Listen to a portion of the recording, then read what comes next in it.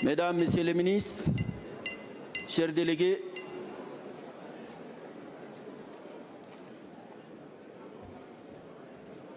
nous avons déjà pris du retard. S'il vous plaît, regagnez vos sièges.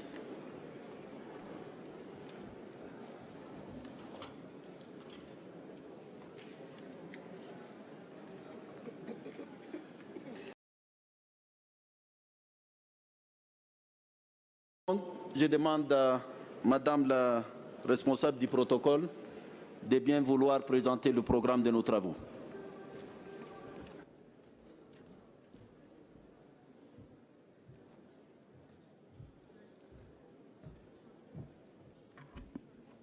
Excellences, Mesdames et Messieurs les ministres, Excellences, Mesdames et Messieurs les ambassadeurs, Mesdames et Messieurs les chefs de délégation, distingués invités, nous allons donc commencer cette réunion par la cérémonie d'ouverture qui sera ponctuée de 4 discours, notamment la représentante du gouvernement du Rwanda, le secrétaire général de la CEA, le docteur Nkosazana de la ministre Zuma,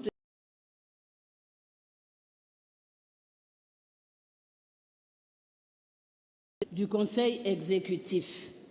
Je voudrais donc inviter son Excellence Louise Mushikiwabo, ministre des Affaires étrangères et de la coopération du Rwanda, représentante du gouvernement rwandais, pour son discours de bienvenue.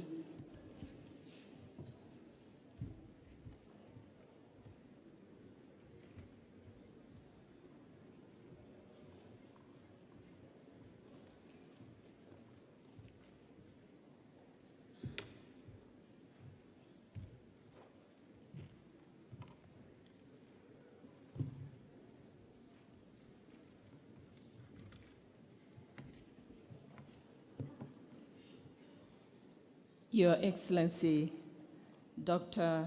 Nkosazana Dlamini Zuma, dear sister and chairperson of the African Union Commission, by each other brothers and sisters, it's a nice thing. Your Excellency and dear brother, Musa Faki Mahamat, Minister of Foreign Affairs of the Republic of Chad, Your Excellency, Dr. Carlos Lopez, my dear friend and Executive Secretary of ECA, Your Excellency Erastus Mwencha, Deputy Chairperson,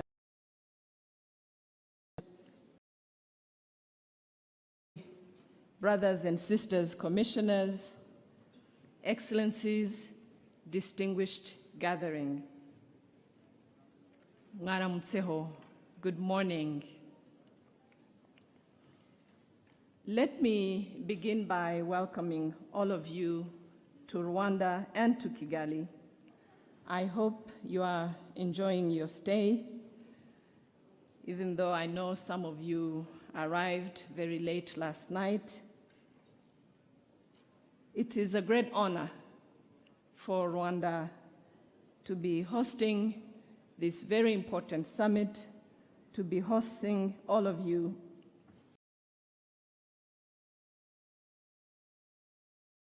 Beg your forgiveness for any hitches during your time here that could have been inconveniencing or resulted in not feeling as comfortable as we would like you to do. For an event of this magnitude, and certainly a first time for Rwanda, let me assure you that so you 3 days of work. I had the opportunity to witness that in the meeting of the Bureau this morning, just before this session. And I sincerely thank our permanent representatives from Addis Ababa who have been in Kigali for the last 3 days, working exceptionally well and very mindful of time, an important commodity for us to prepare this Executive Council and to give shape to the important matters we will be dealing with in the next several days. I am also told that the PRC meetings have been very efficient in the conduct of the business. The meetings started and ended on time. The discussions were fruitful. And so congratulations to our Addis Ababa envoys for a job well done, and I'd like to request a round of applause for our PRs.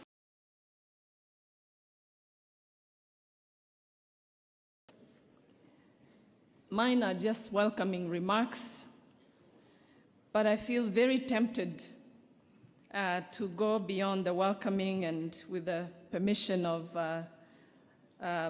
the chair of the Executive Council, to say that this summit, in our view, should signal the beginning of a quest for efficiency on behalf of our continent. And when we talk about quest, we talk about process. And we're very aware of the weight of the past, the difficulty of merging our views and our ways. But I have no doubt that keeping our people, the people of this continent, on our mind and in our hearts,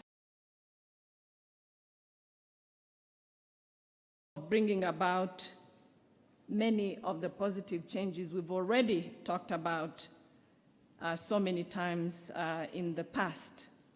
We have said, and we continue to say, that for Africa, this is a time of result. This is a time of implementation. This is a time of focus, but especially a time for genuine, serious service to the people of our continent.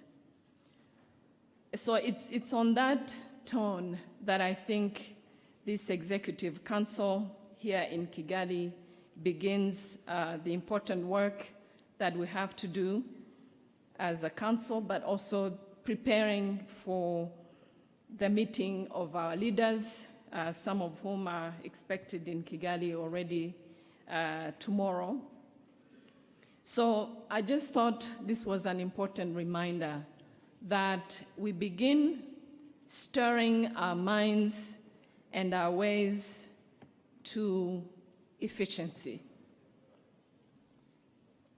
This summit in Kigali for us is special in many ways, the most important of which is to have all of you, the 53 countries of this continent here gathered in Rwanda. We are truly, truly honored.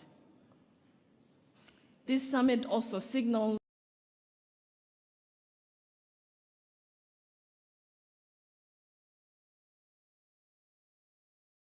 very, very friendly distance from our partners and observers so that we can focus on what truly is priority for our union and for our countries. There is no question that we as a continent appreciate our partners and the work we do with them and the support they provide to us. But I'm sure they also understand that our common endeavor would work better if we do our part right, which is to truly take time for ourselves and our continent, and obviously keep them posted. Your Excellencies, dear brothers and sisters, the task before us in the next few days that we will spend here in Kigali needs all of us to work together, to consult, to engage, to talk, both in the formal meetings, but also during our breaks, to make sure that by the time our leaders meet on the 16th, They have a clear, concise agenda. They have our council, and they have the right atmosphere to conduct the important business of this summit. So working together more closely than before for the common good of our continent, I am sure that we will end with a very, very successful summit. Let me end there on substance, since my standing here was really to tell you how pleased we are to have you here to contribute to the tone of this Executive Council, and to wish all of us a very successful.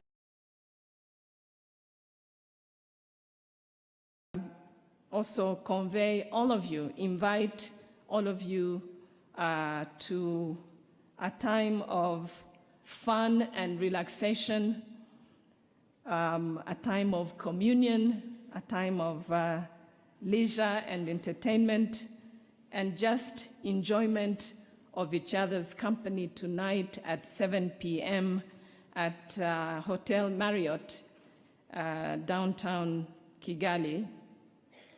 Though there is really no downtown in Kigali, it's all uptown. It feels funny to say downtown in Kigali. On one of the hills where Hotel Marriott is located in Kigali, and I wish to conclude by thanking all of you for your presence, for your kindness, for your compliments to us as a host country, and to tell you that for those of you who don't speak our language, that the people of this country are really, really excited to have their brothers and sisters from the continent here.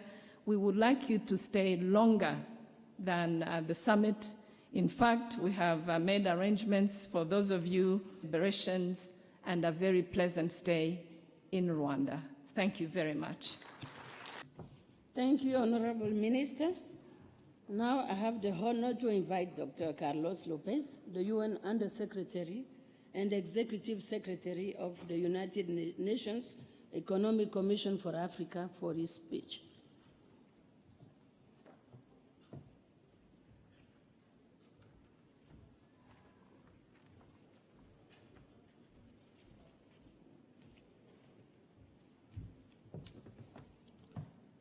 Merci.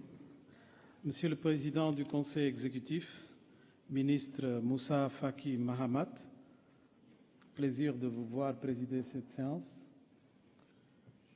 Madame Louise Mushiki Wabo, ma sœur et hôte de notre réunion. Madame Nkosazana Dlamini Zuma, présidente de la Commission de l'Union africaine, ma sœur. Honorable ministre, vice-président de la Commission et commissaire.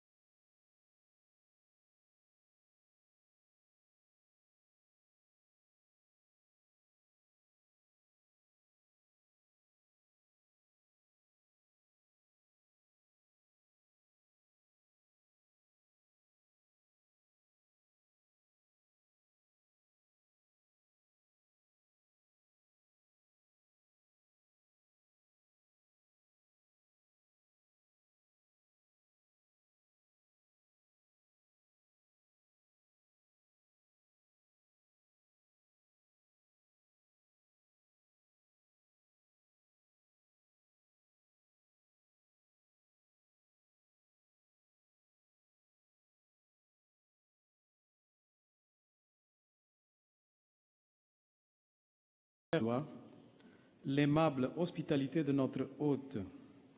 La ville de Kigali, magnifiquement entretenue, mérite largement d'être à l'affiche de la nouvelle Afrique. Pour l'avenir, nous allons avancer avec enthousiasme pour définir le cap stratégique de l'Afrique suite à l'approbation de tant de programmes internationaux et africains l'année dernière, comme en témoignent les ambitions de l'agenda 2063 et son premier plan décennal. Les conditions sont réunies pour ce faire. La dernière conférence conjointe Union africaine-CEA des ministres des Finances, de la planification et du développement économique, tenue en mars-avril dernier, a été extrêmement riche en échanges. Les participants ont évalué les progrès macroéconomiques que nous avons surmontés sur la voie de la transformation et de l'industrialisation et les défis permanents qui nous tourmentent, comme les flux illicites de capitaux, la corruption, l'insuffisante valeur ajoutée ou les progrès limités réalisés au titre des objectifs du millénaire pour le développement, selon son évaluation finale. Les ministres ont approuvé un certain nombre de propositions importantes, l'une d'entre elles ayant trait à la nécessité d'adopter une approche bien réfléchie et justifiée pour l'Afrique sur la question des migrations. Permettez-moi donc de centrer mon intervention sur ce sujet. Ladies and gentlemen, so far this year, the Italian Coast Guard has rescued more than 30,000 people from the Mediterranean Sea, acting with courage, compassion, and efficiency. They deserve recognition from Africa because many of those souls are from the continent. Last year, more than 1 million people crossed the Mediterranean to reach Europe, many through Italy. This is a much larger number than in previous number. About 68% were from Syria, Afghanistan, Iraq, and Pakistan. Of the top 10 nationalities represented, only 1 in 10 was African. The European agency dealing with the issue, Frontex, acknowledges that the number of irregular migrants from Africa pales in comparison with regular arrivals. The humanitarian dimension associated with these latest developments has unfortunate similarities with both people phenomena in the direction of South America, Australia, South China, Andaman, Asian, and Red Seas. Throughout history, ships were not only used for exploring new territories or to trade. Migration as a very old user of ships. Stocks of migrants are normally accounted for in terms of nationalities and ID papers. But the phenomena precedes the modern territorial boundaries. Indeed, many migration movements helped shape to understand the complexity of people's mobility. According to official statistics, 250 million people currently live outside their countries of origin. However, between 1846 and 1940 alone, about 50 million Europeans moved to the Americas. More Europeans have moved to other parts of the world since then. It is therefore interesting to place in perspective just how many Africans are associated with the current perception of a tidal wave of migrants. According to data from the United Nations, those 250 million is exactly 8.5%. In Europe, that stock is slightly above 9 million people. For a population of around 1 billion, that means the equivalent of 90% of the continent's population. In fact, most Africans who migrate do so to other African countries. The continent has the highest intra-continent migration in the entire world. Human mobility, despite the many limitations that impede regional integration in our continent, is progressing well in Africa. In the parents, this is a universal trend. In the United Kingdom's recent Brexit vote, like in many other industrialized countries where populists push for anti-migrant positions, young people voted massively for diversity and integration. Unfortunately, in those countries, older people have been convinced that their lifestyles are under threat by migrants. Any specialist or well-informed citizen knows the opposite is true. Ladies and gentlemen, let me focus first on why people leave Africa before turning into an assessment of the benefits of migration. Every successful experience of industrialization has provoked movements of population, mostly in the direction of new production centers, but not always. Many factors influence human behavior, and the sociological context can determine parts of the population looking for exchange and interaction beyond their borders. China has produced close to 10 million migrants in the recent economic boom period. According to this week's edition of The Economist, so you can go and buy it, and I quote, "The extraordinary outflow of people from China is one of the most striking trends of recent decades," end of quote. They have left for a variety of reasons, like others did before them, like Africans will certainly continue to do, despite high growth. Indians moving to the United Arab Emirates are no different. Mexicans going to the United States of America, Indonesians to Australia, are also despite high growth. Why would Africa be any different? Not all seek migration due to ambition alone. Many are compelled to leave because they are in a situation of desperation. Conflicts provoking heavy casualties have risen significantly in the last 6 years in the continent. They are mostly associated with terrorism.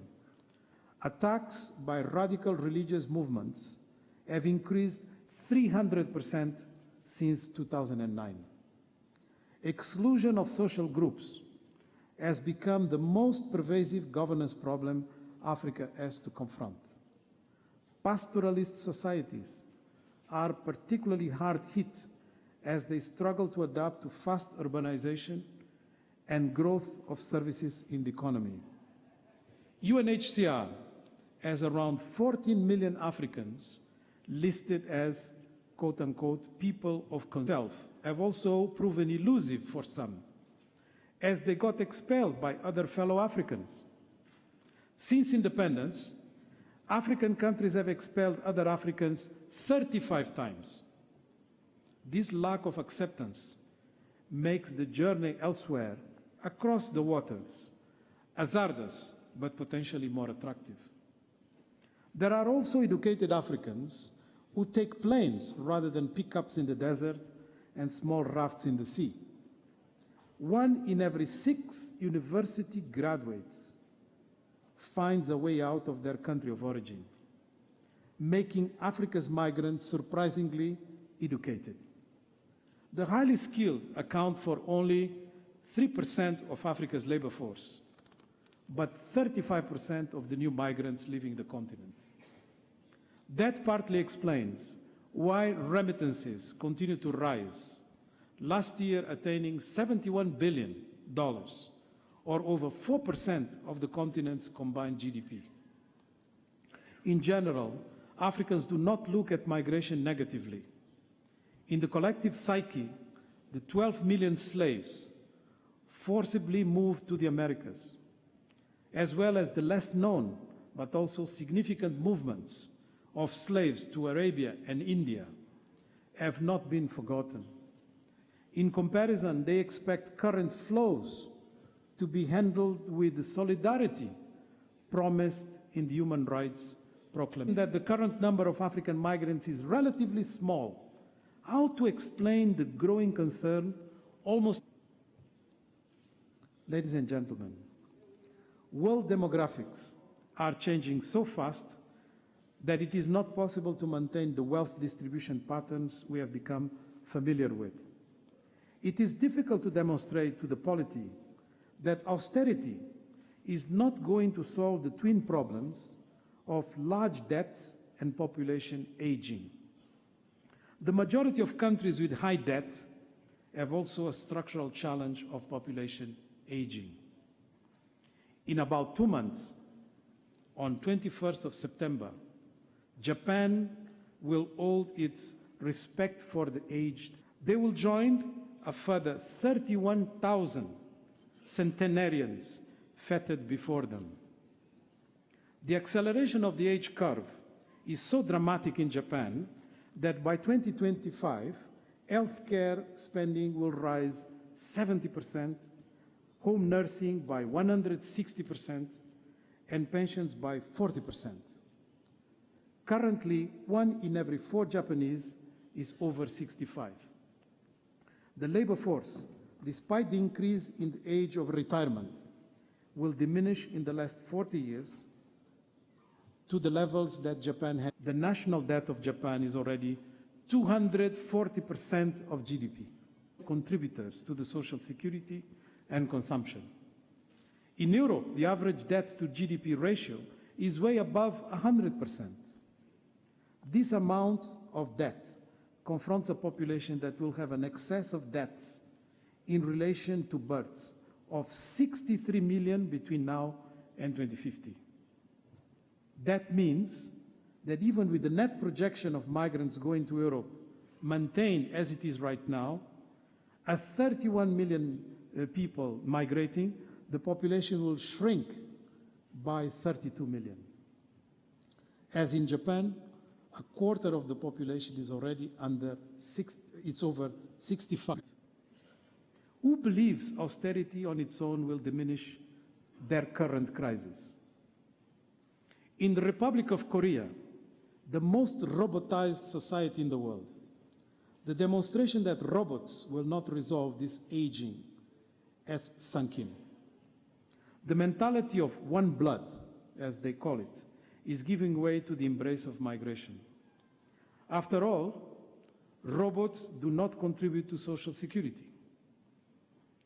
Jasmine Lee, born in the Philippines, is the first non-ethnic Korean member of parliament elected to the Korean National Assembly, breaking barriers that lasted for a very long time.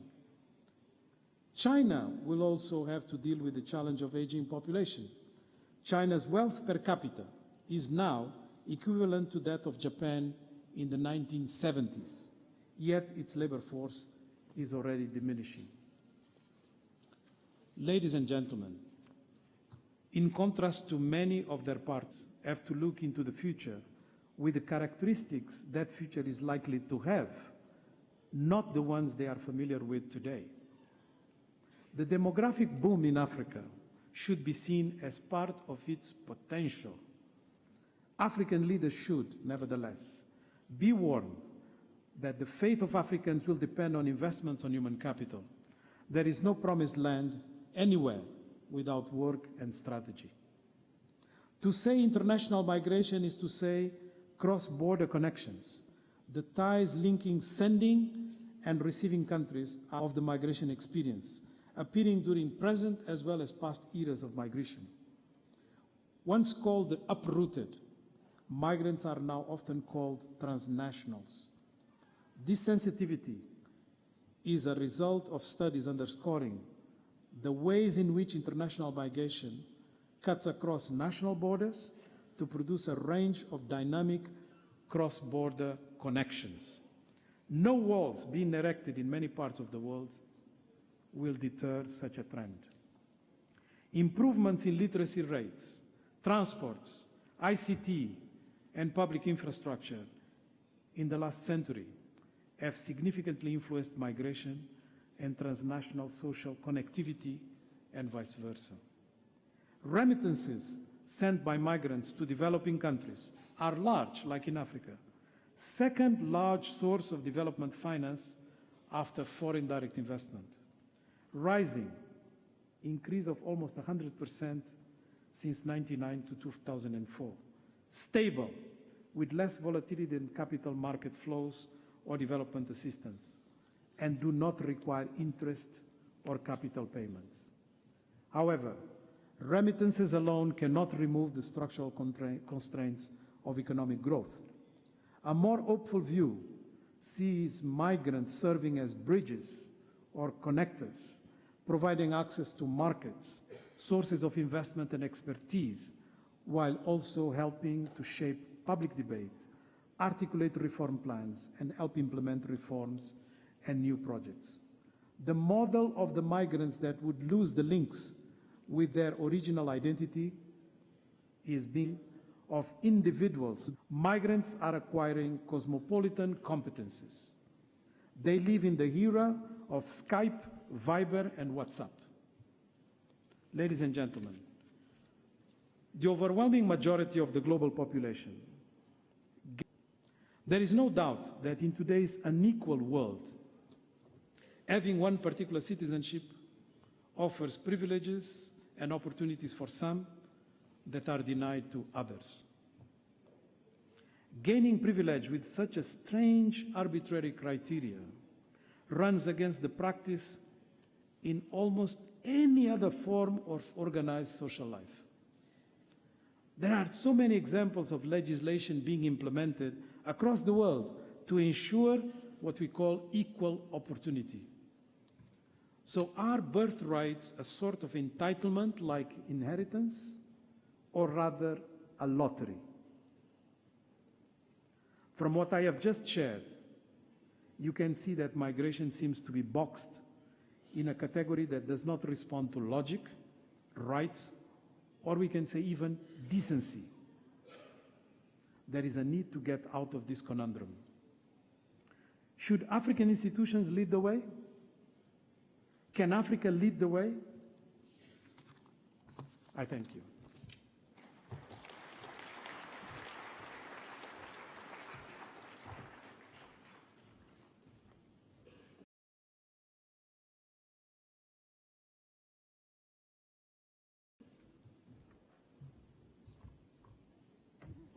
Thank you, Excellency. May I now invite Her Excellency Dr. Nkosazana Dlamini Zuma, Chairperson of the African Union Commission, for her speech.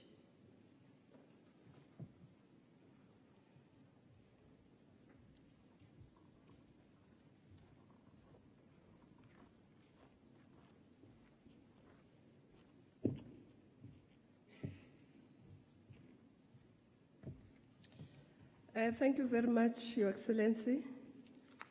My sister, Louise, our gracious host.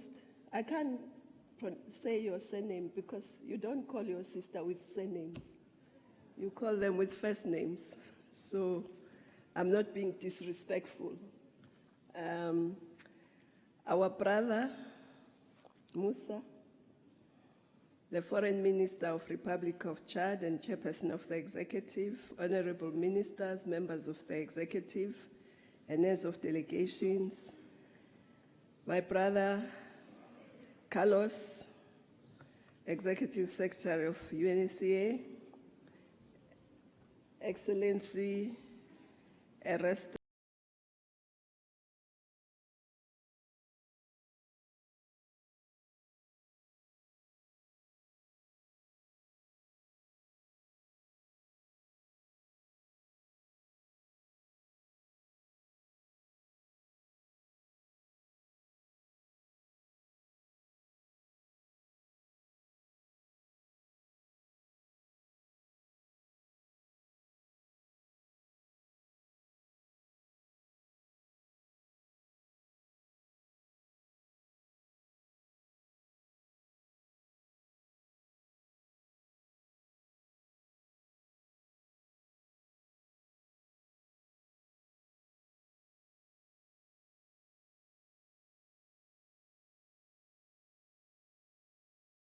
the Deputy Chairperson of the AU Commission and other commissioners, our brother here next to me, Ibrahim Mayaki, CEO of NEPAD,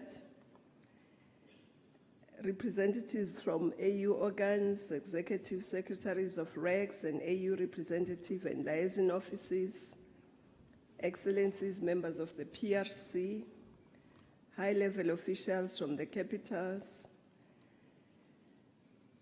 Commission and other organ staff, representatives of civil society, members of the diplomatic corps, members of the media, ladies and gentlemen. Carlos, thank you very much for your sobering. And next year, the theme, as you know, is the demographic dividend. And I think that will have to be discussed with that in mind. A warm welcome to the 29th Ordinary Session of the Executive Council of the African Union, and a special welcome to all the new members of the Executive Council who join us for the first time. We thank our hosts, the President, the government and people of Rwanda for the warm reception and excellent organization in this beautiful city of Kigali. The city is testimony not only to the resilience of the human spirit, but an example of how African cities can become nodes of transformation as centers of commerce, education, and culture, as productive hubs for industry, as vibrant markets for consumers, and as inclusive, safe, green, and peaceful spaces for all its inhabitants. Your Excellencies, it is with grave concern that we start this executive, as over the past few days we see the resurgence of conflict in South Sudan after more than 2 years of talks. Hardly 2 months after the formation of the Government of National Unity, the belligerents seem to be back in their trenches, and the people of South Sudan, instead of celebrating 5 years of independence, once again are barricaded in their homes or must flee like sheep before the wolves. As a continent, we must respect the lives of our people, the cause of the people's suffering. What is happening again in South Sudan is totally unacceptable. The continent cannot stand by and witness the suffering inflicted on the children, women, men, and young people of South Sudan, inflicted on fellow Africans. We continue to count the cost of conflict management and peace operations as a large single budget item of the African Union. Resources that should be spent on promoting the African skills revolution, on supporting young entrepreneurs, on building roads, houses, and provide capital, land, and technology to women and small farmers. Most importantly, we count the cost in civilian and peacekeepers' lives lost, in homes destroyed, when they were rebuilt not too long ago, in our girls abducted, in leadership and opposition that have resources to purchase tanks, helicopters, gunship, mortars, rock-propelled grenades, which are used against the people when there are no resources to buy food as our people go hungry, and medicines as children die of malaria. I hope this summit will say enough is enough. Excellencies, we made a solemn declaration and a solemn pledge, the 50th anniversary, that we shall not bequeath wars and violent conflict to future generations of Africans, and to silence the guns by 2020. We must all do more to honor this pledge.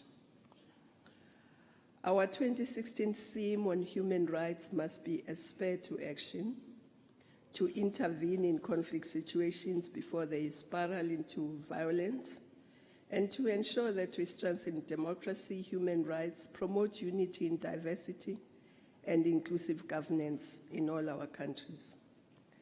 Our human rights institutions that we created have the obligation to report and to identify. It's a journey that we have not reached our destination, so they have that responsibility to identify where each and every one of us has challenges. And as countries, we must work with our institutions to ensure that we improve on the specific areas identified. Silencing the guns requires a different approach to peace and security.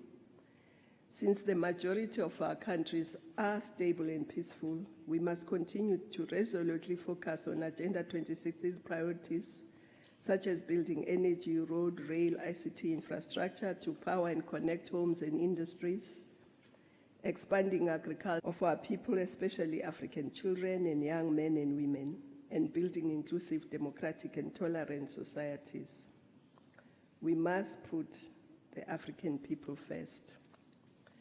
Your Excellencies, during the 4 years of the term of this Commission, the Executive Council has played an important role in driving the mission of our Union. It has done this through regular reflections on challenges facing the continent. It had robust discussion on what must be done by the African Union, regions, and countries to move our transformation agenda forward.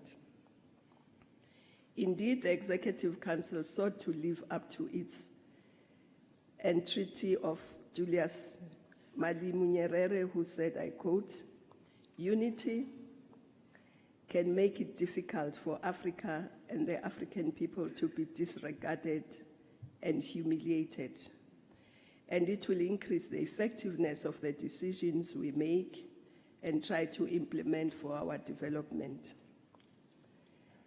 My generation led Africa to political freedom," he said. Those of Africa must pick up the flickering torch of African freedom, refuel it with their enthusiasm and determination, and carry it forward, close quote. The executive at its BADA ministerial retreat in 2014 noted that the dream of an Africa that is integrated, peaceful, and prosperous is achievable, provided that we construct this future based on actions taken now. Many of these actions occupy our minds during this period, such as the need for African commodity strategies to consolidate and rapidly expand the small gains in beneficiation, including criticism, as we want to eliminate hunger. Without a relentless focus on value addition and manufacturing, Africa will fail to create the jobs needed to market each year and to reap the demographic dividend of a young and growing population. We must therefore continue to strengthen our capacities to take action needed today, as urged by the BADA Committee. Many of these capacities for the implementation of Agenda 2063 are within our power and of our choosing. It includes the choice to be Pan-African in our outlook as we collectively reflect on the African paradox of a continent that is rich in natural resources and yet its people are poor. The resolution of this paradox is indeed the mission of current generations of leaders and peoples of Africa. Some of the actions to resolve the paradox will have regional dimensions as we strengthen integration, build common regional markets, develop infrastructure that connects us, and harmonize policies so that we strengthen free movement of the people, goods, and services. We also have responsibilities at national levels. Foreign ministers and members of the executive are in the strategic position with a view of the Pan-African perspective as well as national priorities. They have a bird's eye view of how movement on national development contributes to the continental agenda, and to therefore promote cooperation amongst their neighbors and countries and to drive the continental agenda. This role of the Executive Council as a catalyst and an enabler of the Pan-African agenda has found expression in a range of issues over the last 4 years. In reflections during the 50th anniversary, the development of Agenda 2063, the response of the AU to the Ebola crisis, the integration agenda, the issues such as wildlife conservation, tourism, the monitoring of Agenda 2063 10-year implementation plan and flagship projects. It is as a direct result of this Pan-African catalyst role of the Executive Council that we are able to move a step forward at this summit to present the African passport, and we hope to also move forward on the continental free trade. Excellencies, the response from Africans on the idea of an overwhelming invest, visit the tourist and heritage sites in their own continent and experience its rich and beautiful diversity.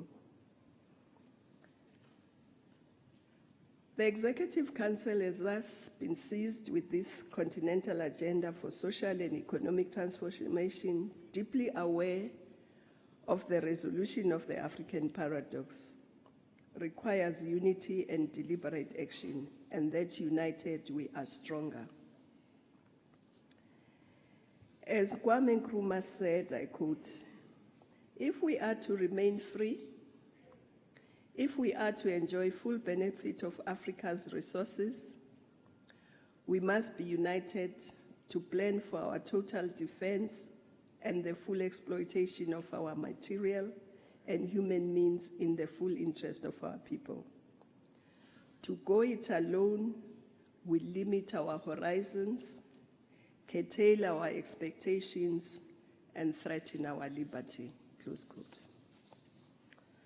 Your Excellency, this august body during the past 4 years has also worked with the Commission and the PRC to improve working methods of the African Union and commissioned a comparative study of the regional organizations to this effect. This resulted show that our summits focus on strategic issues critical to the well-being of the African people and the continent. The process also saw the operationalization of the AU specialized technical committees of ministers with powers to take decisions on matters pertaining to their respective mandates. This means that ministers across the different sectors, from justice to health, environment, mining, tourism, social development, gender, financing, and so on, have become more active and can do more to move forward the Pan-African agenda in their areas of competence. The approach to working methods of the Union also informed the reforms of the Commission, which we have taken over the 4 years, including review of the staff rules and regulations, our performance management systems, revitalizing administrative structures, strengthening our internal and external audit processes, finalizing key policies on travel, procurement, and ethics to ensure that we use resources effectively and prudently. We also implemented measures to improve the regional and gender spread of staff in the Commission and organs. There still needs more to be done.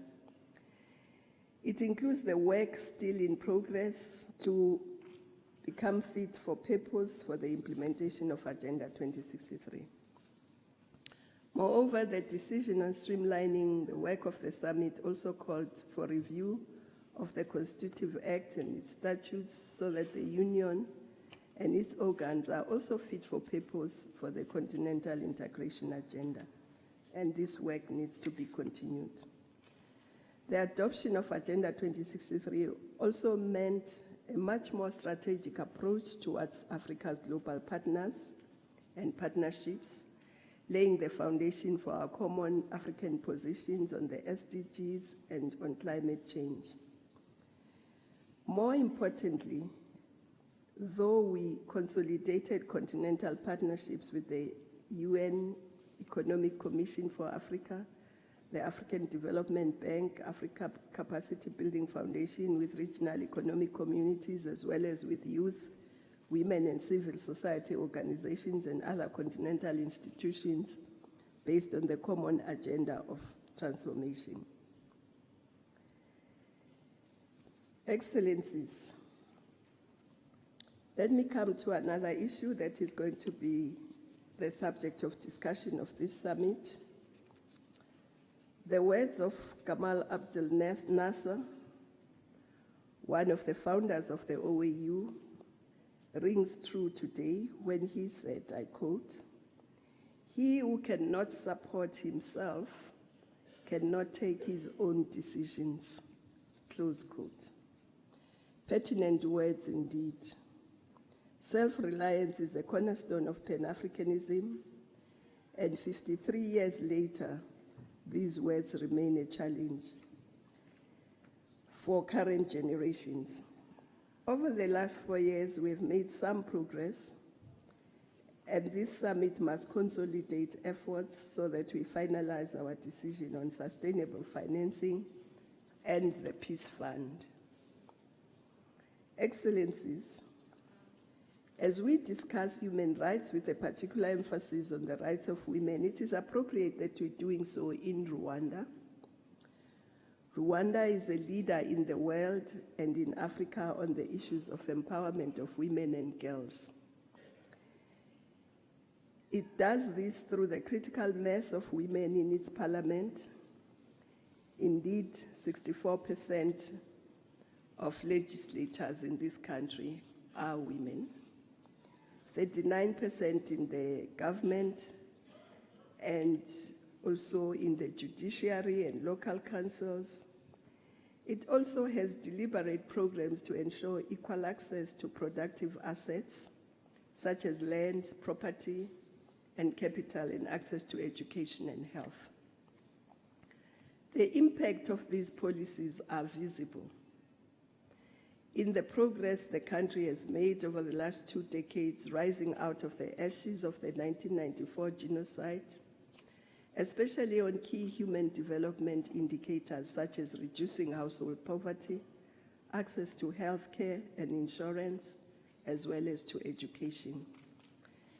A few days ago, the African Women's Movement presented President Paul Kagame and myself with awards of Gender Champion.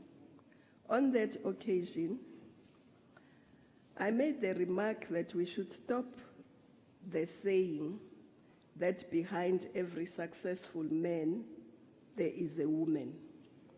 This is not right.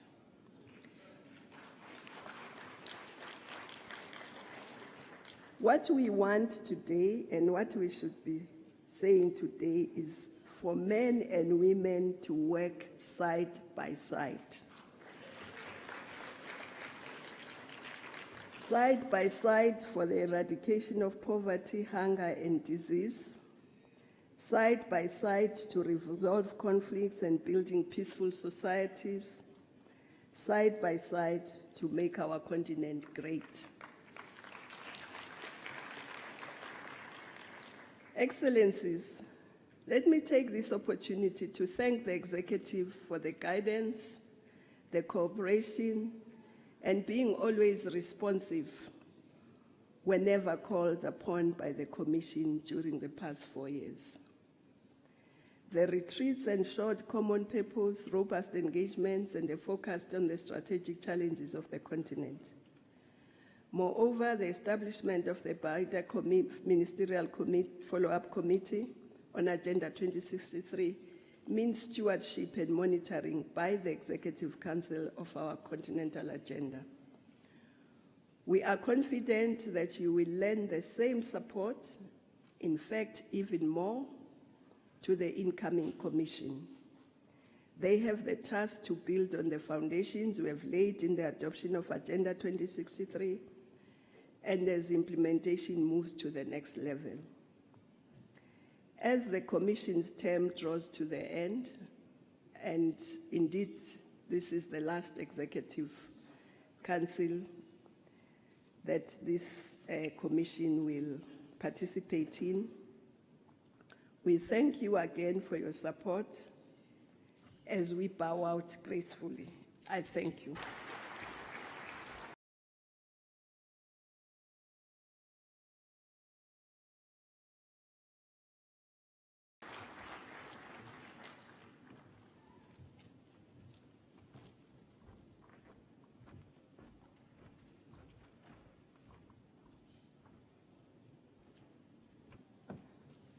Thank you, Excellency. L'honneur me revient maintenant d'inviter Son Excellence Monsieur Moussa Maïssa Faki Mahamat, ministre des Affaires étrangères, de la coopération africaine et de l'intégration africaine de la République du Tchad, président en exercice du Conseil exécutif pour son discours d'ouverture.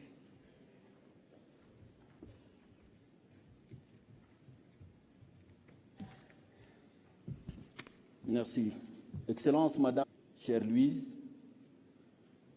Excellence, Madame la Présidente de la Commission de l'Union africaine, Mesdames et Messieurs les ministres, chers collègues, Monsieur le secrétaire exécutif de la Commission économique des Nations unies pour l'Afrique, Monsieur le vice-président et Mesdames et Messieurs les commissaires, Mesdames et Messieurs les ambassadeurs, distingués invités, Mesdames, Messieurs. En votre nom à tous, j'adresse mes sincères remerciements au gouvernement et au peuple rwandais qui ont bien voulu abriter cette session de l'Union africaine et nous ont offert toutes les commodités nécessaires à la réussite de nos travaux, en commençant par ces magnifiques complexes. Toujours en votre nom, je voudrais exprimer ma profonde admiration au gouvernement et au courageux peuple rwandais qui, en l'espace de 20 ans, a su surmonter la terrible épreuve du génocide pour reconstruire un État dont la réussite sur tous les plans est aussi rapide que spectaculaire. Nous en sommes tous fiers, chère Louise.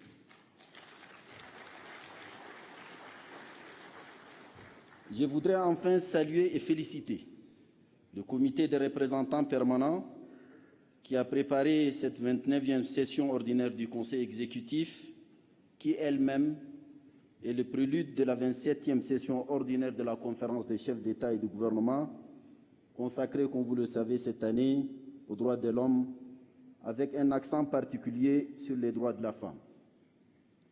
C'est l'occasion pour moi de saluer ici tous les États qui ont pris des mesures concrètes qui vont dans le sens du respect et de la promotion de ces droits.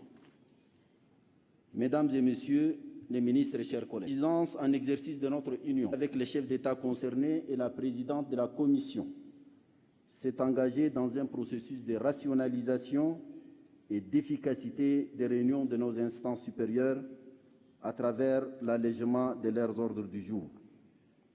C'est dans cet esprit qu'elle a jugé utile de proposer de limiter l'ordre du jour du 27e sommet à des questions stratégiques, au nombre desquelles le financement de l'Union et son budget, les élections, notamment celles des membres de la Commission, et les questions de paix et sécurité sur le continent.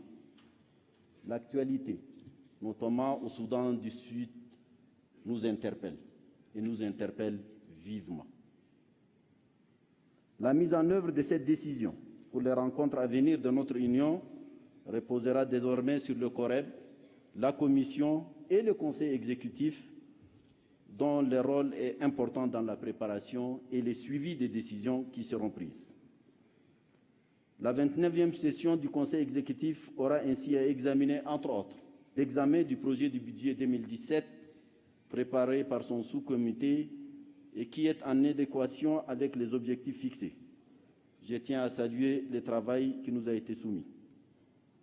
l'examen des rapports du Conseil exécutif et de ses comités, et notamment la conclusion de la retraite de Nairobi sur le financement de l'Union, la revue des progrès enregistrés dans la mise en œuvre du premier plan décennal de l'agenda 2063, une séance d'information de la Commission sur le procès Hissène Habré et la Cour pénale internationale.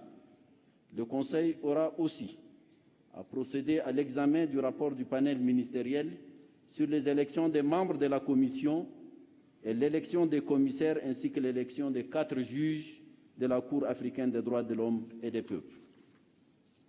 Vous le savez, chers collègues, sur la base de ces éléments, il nous revient la tâche de soumettre au chef d'État un ordre du jour allégé et des recommandations claires et pertinentes.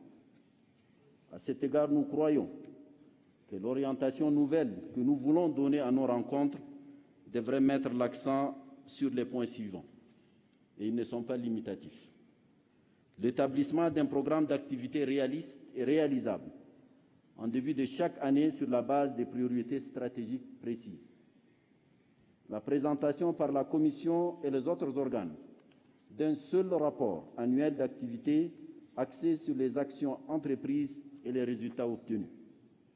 L'instauration d'un système d'évaluation de la mise en œuvre des décisions prises pour situer les manquements et les insuffisances en vue de le corriger à temps. L'allègement de l'ordre du jour de la conférence, en l'y limitant aux questions considérées stratégiques sur lesquelles une décision est requise de la part des chefs d'État et de gouvernement.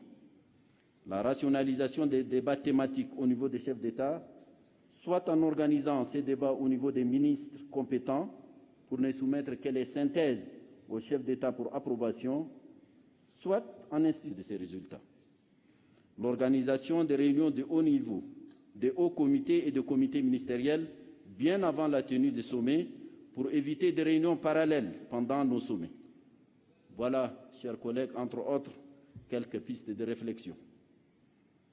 Chers collègues, une nouvelle approche méthodologique est nécessaire. La rationalisation et la gestion du temps le sont tout autant. Il nous faut une sorte d'organisation, des divisions, des divisions scientifiques du travail, diraient certains, ce qui permettra naturellement à la prochaine commission d'être plus efficace et des sommets le soient aussi. Nous aurions ainsi, au lieu de trop embrasser au risque de mal étreindre, de prendre plutôt à bras le corps nos problèmes pour essayer de les résoudre. Tout en souhaitant la bienvenue parmi nous des nouveaux ministres des Affaires étrangères, je déclare ouverts les travaux de la 29e session ordinaire du Conseil exécutif de l'Union africaine. Je vous remercie.